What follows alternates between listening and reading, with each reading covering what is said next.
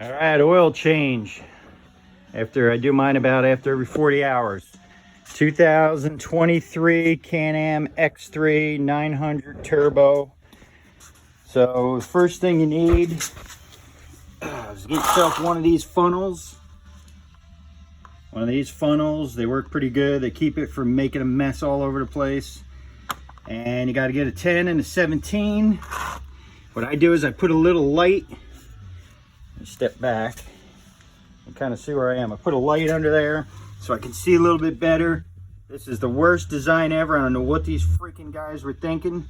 I'll try to slide under there and show you where the two screws are. I doubt I'm going to be able to film it all while I'm doing it. Okay, so underneath the side-by-side, you'll see this one ab-long hole right in the middle, about inside the shock, kind of right in the middle. And let me see if I can get this in focus. It'll probably be really hard. Right there, you're going to see a 17 and right next to it a 10. Those are your two screws, and you got to get on an angle to get it, and you got to go through the middle of the funnel. It's a giant PIA, pain in the butt to get to. It's terrible. These each have little copper gaskets on them or little aluminum metal gaskets, and you got to get them all clean and shit. And you know, I didn't do a very good job of doing that, but again, I'm looking underneath. You can see the one ab-long hole right there. You got to go through and get those two things. Those two nuts right there. So I don't know if you can see it, but I got the funnel in there. It's draining oil in the pan. I reached through this side, and after I got them broken free, I took the small one out and reach through this side with your hand and take it and let it drain the small one first. Then go grab the big one, clean the bottom. This is so hard to do, way harder than it should be. These engineers suck. If they ever had to do this themselves, they ought to be shot for making this hard. But I think you can, I don't know if you can see it. I'm trying to get my camera in a good spot, how it's draining. But I got this funnel in there, and the funnel sucks. It doesn't even work that good. They should be bigger and go up higher, but I don't know.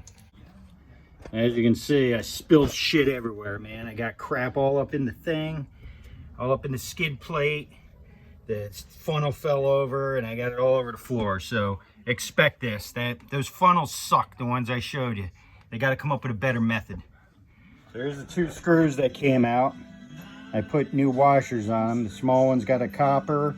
The big one's got an aluminum. I dropped the copper one underneath somewhere, so I can't find it, but I got new ones. So get those ready. Your magnets on this one. Thank God this didn't have any metal on it. So get ready to take the filter off. All right, so it's time to take the oil filter off. As you can see, man, it's kind of hard to see it. Trying to get my camera in there, but right there is the filter.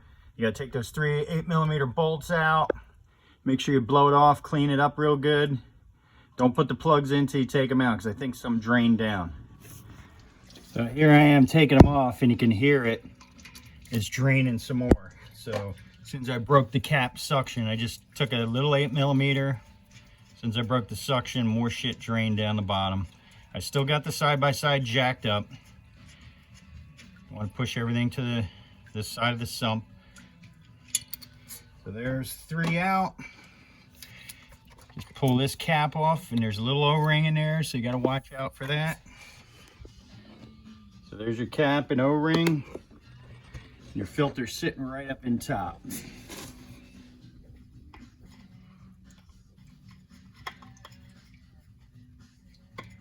Just pull this guy up. Little cartridge filter. And a good thing to do, what I do is I put this under light, and I can tell it's good, and look for any metal or anything, right? So when I did my oil change, the first one, I got a little scared, right? Because I saw some metal flakes in it, and I took it to the dealer. He said, that's normal. The first one will be dirty. Do it again. So I did it, I think, at 20 hours, and then I do it every 40 hours now. I'm pretty anal about it. But I can tell by shining a light in there, I won't see anything. It looks clean as a whistle. So make sure you do that. Take a look at it. So in the reverse order, put everything back together. Take your O-ring. I think I got another O-ring I'll put on there. You can now put these two back in and make sure you wipe it off. So you reach in from the side right here and get your hand under there. You can feel the holes. Then you go underneath and tighten them with a 10 and 17. Then put the new cartridge in up top and button it all up. Fill it with oil. New cartridge going in, brand new Can-Am part.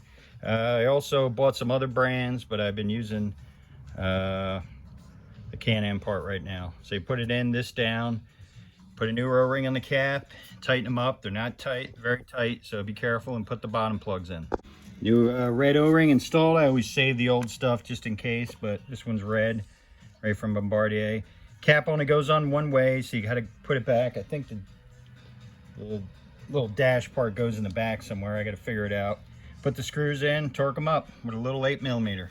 Okay, the notch I showed you goes to the back side, so that faces the rear. And just put a little 8mm on it and torque them up in a nice pattern.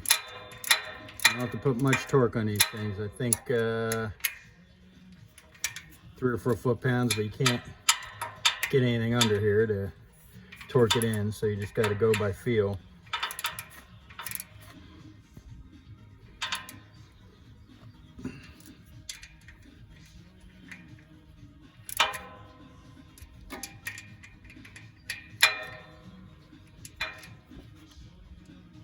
All right, it stopped draining down beneath in the pan. Like I said, I made a complete mess of this thing. I got oil everywhere in the skid plate. So I got sawdust everywhere, spilled it all over the floor. Freaking mess, and I've done this a dozen times and I still can't do it right. But that's the top. She's all buttoned up. Now we're gonna put the drain plugs in and fill it with oil. So when you're doing it, put the big one in first. All right, I'm just sliding my hand. I don't know if you can even see this. Down under here, you can get to it. You can feel the hole. Put the big one in first, and then the little one is towards you. You can feel it. It's just about, it's a couple of millimeters towards you this way. So you kind of do it blind and then go under and torque it. All right, so I don't know if you can see it, but here's the oil filter. What I do is I shine a light on it. And if there's any metal in it, you'll see it. I don't see anything. This thing is clean. You'd see it if you do enough oil changes. Like I said, the first one was really dirty on this thing. I could see metal, but the guys at the dealership say they're always kind of peel it back a little bit, look down in the grates, and I don't see anything. So I do a lot of oil changes on these things. So I'm kind of looking down in there. You'll see it sparkle. It'll sparkle like a Christmas tree. But I don't see anything, so it looks good. So throw it away and we'll fill it up. All right, so I had a little revelation here, which I didn't do before, and I don't know, maybe other guys, I never watched any videos on this, but I used to go underneath to tighten them up, but you can actually get in here under with a 17 and a 10, a short 17 and a short 10, and do the tightening up right there. You can't see anything, you just kind of get your hand in there, and you reach up and you get on the plug. It's a terrible movie, I know. Sorry, I suck at making movies. But you're able to tighten them up there.